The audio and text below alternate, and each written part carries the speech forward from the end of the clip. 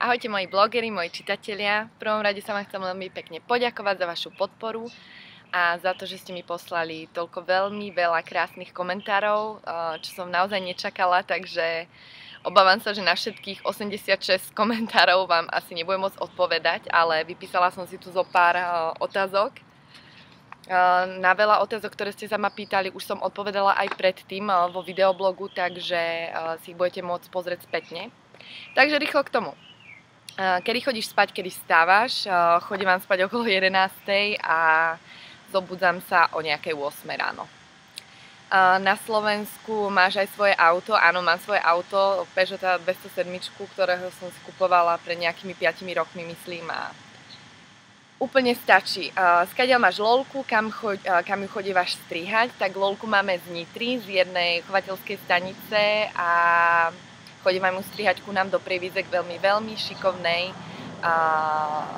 strihačke, ktorá sa volá Ľudská, a jej salón si teraz nespomeniem, ako sa volá, ale je veľmi milá a zlatá, určite odporúčam, pretože sa správa krásne ku psíkom. Na akú základnú a strednú školu si chodila a či rozmýšľaš niekedy nad vysokou školou? Tak na základnú som chodila ku nám do Prievidze na šafárika, na strednú som chodila na gymnázium do Novák, potom 2 roky som chodila na súkromné gymnázium do Bratislavy, keďže som veľmi často cestovala, tak už im to nebolo nejako povôli, aby som chodila na normálnu školu. Ako sa vyrovnávaš so zlými negatívnymi vecami? Tak toto je veľmi častá otázka, keďže sa stretávam asi ako aj každý s veľa negatívnymi vecami v živote. No snažím sa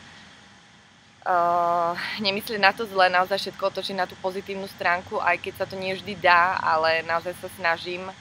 Som veľmi optimistický človek, tak s úsmevom je to proste vždy jednoduchšie. Je možné ťa stretnúť na castingu Face of Fashion TV, takže bohužiaľ sa nezúčastním tejto epizódy, ktorá sa bude natáčať v Čechách, keďže budem stále v LA a som tu až do 7. decembra. Ale určite ma budete môcť stretnúť niekedy inokedy. Ahoj, veľmi často kladené otázky, ktoré ste mi dávali, bolo hlavne čo sa týka môjho frajera Roba. A pokud to není osobný, chcem sa ťa opýtať na vzťah s Robom. Takže toto je osobné a nehnevajte sa, ale chcela by som si to nechať pre seba, pretože môj vzťah si chránim, funguje už dlhé roky a myslím, že by to malo ostať tak, takže nehnevajte sa, ale k tomuto sa vyjadrovať nebudem. Ako si udržiavaš postavu? Takže toto je veľmi častá kladená otázka vaša. Musím povedať, že mám naozaj dobrú genetiku, nepotrebujem nejako radikálne cvičiť ani nejak sa obmedzovať v jedle, ale snažím sa hlavne tu v LA chodívať behať. Chodívame s Robom, máme tuto vedľa nádherný park, máme aj psíka Daisy, takže chodím na hike, na túry. A tak raz do týždňa cvičím, že chodím vám behať, ale ja strašne nemám rada uzavreté priestory, takže rada chodím do prírody. A naozaj sa to snažím kompenzovať tými prechádzkami, zdravo sa radšej stravovať, neprejedať sa a ono. Ale musím povedať, že fakt je to ako tá genetika. Ja vás nechcem sklamať, ale musím na sebe aj makať, to je jasné, ale zase nepatrím ani medzi veľmi super štihlé modelky, takže tak. Máš nejaký zlozvyk? Takže mám zlozvyk, napríklad ten, že si strašne často olizujem pery. Som to ešte nikdy asi nehovorila nikde, pretože nemám rada rúže, lipstiky, balzámy, takže mňa za to aj make-up artisti strašne nemajú radi, keďže stále robím toto. Ale tak to je taký ten môj zlozvyk a snažím sa ho odstraniť, ale nejako sa mi to vôbec nedarí.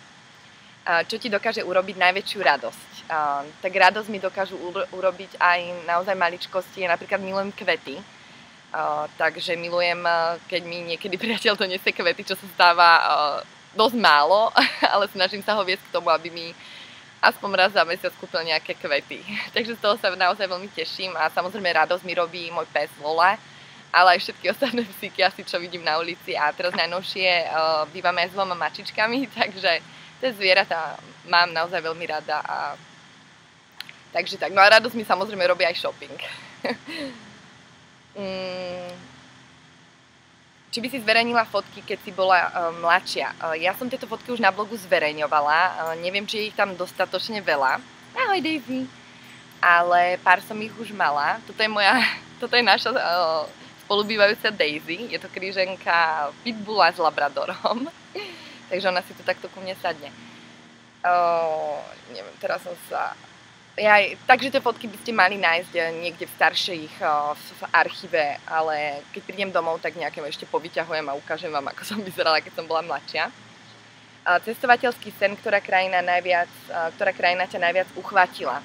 Tak môj cestovateľský sen sú stále Maledivy, kde som ešte nikdy nebola, a pridal sa k tomu aj Havaj, čo je tuto nedaleko od LA, takže možno by som sa tam išla teda naozaj pozrieť. A uchvátila ma môjho cestovania India. Ja som robila aj taký krásny príspevok o Indii a budem rada, keď si ho prečítate, pretože tam je to všetko vysvetlené, prečo práve India. Čomu sa venuješ popri modelingu? Tak popri modelingu sa venujem aj Fashion TV, kde pracujem ako moderátorka, veľmi ma táto práca baví. A až tak veľmi sa toho už teda stíhať nedá, pretože modeling je naozaj vyčerpávajúca práca, takže tá moderátorka a tá modelka zatiaľ. Akú knihu momentálne čítaš? Takže najnovšie som si kúpila knihu Sila prítomného okamihu, ktorú som zatiaľ začala čítať, ale teraz nemám ešte moc veľa na ňu času v LA, ale teším sa na túto knihu, prečítala som nejaké 2 kapitoly a je naozaj veľmi zaujímavá. Ako riešiš závisť ľudí a tí, ktorí ti nechcú dobre? Tak závisť ľudí, myslím, že nestáva sa to len mne, ale aj iným úspešným ľuďom. Proste, keď je čo závidieť, tak ľudia závidia. Ja to nejako neriešim. Ja sa snažím, neviem, ak by som sa k tomu vyjadrila.